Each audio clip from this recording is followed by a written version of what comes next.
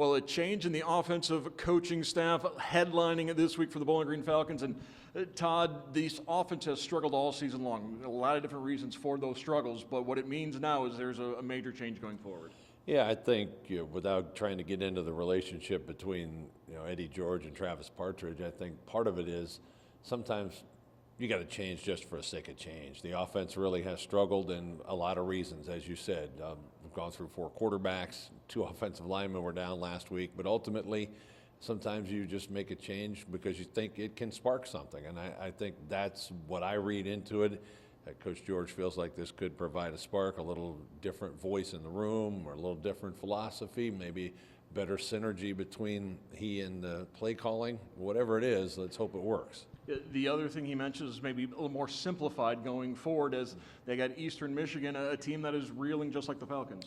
Yeah, and it'll be interesting because EMU had the week off. So, but then again, what do you prepare for? Which quarterback do you prepare for? They really don't know, can't know, because I don't think BG really knows who can play a quarterback. So it will be a very important week of preparation, though, because just as you don't know defensively, if you don't know which quarterback's healthy for your team, you've got to give different guys reps, and it really becomes a sort of a tenuous situation.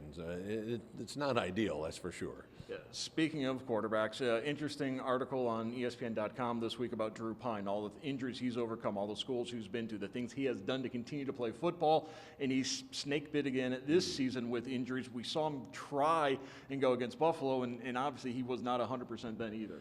Yeah, really, I felt bad for Drew this past Saturday because he probably shouldn't have played. I can understand why they didn't turn the offense over to their 4th-string quarterback at the beginning.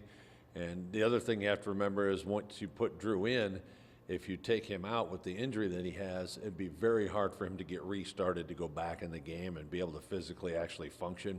So I think that's why maybe they waited to the 4th quarter to actually replace him with Hunter. But I thought Hunter Nejum looked serviceable while he was in there. I think he gave him a little bit of a jolt just from some energy, and we'll see how it goes. But, yeah, I mean, when you talk about Drew Pine with the guys, they all love him. They talk about what a dog he is in a good way. And obviously he's battled through some injuries and he's a tough kid. But right now he just cannot play. Assuming he doesn't make some great jump in recovery in 1 week, I got to think he would have a tough time playing this week.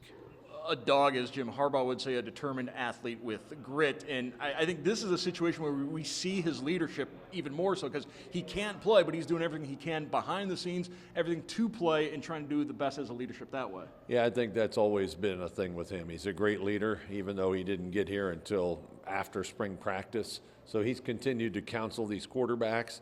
And the other thing, you hope that maybe Lucian Anderson can make a recovery and make a contribution at quarterback. Maybe you go with 2 different guys, depending on the situation.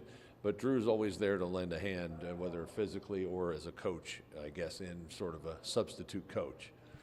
The other side of the ball, when the offense struggles as much as it has, that means the defense is being left on the field quite a bit as well, and that's kind of wearing down the Falcons defensively. Yeah, I think the defense really has held their own the last several weeks. Buffalo, that first drive, they gave up the big play, but after that, they shut them down and forced 4 straight punts in the second quarter. So they gave themselves a chance.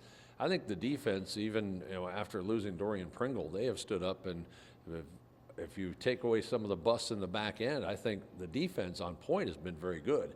And even though they've had to struggle with the offense not putting up a lot of points, they've not gotten down on there's been no finger pointing, you guys can't score, we're trying out here holding it down by ourselves.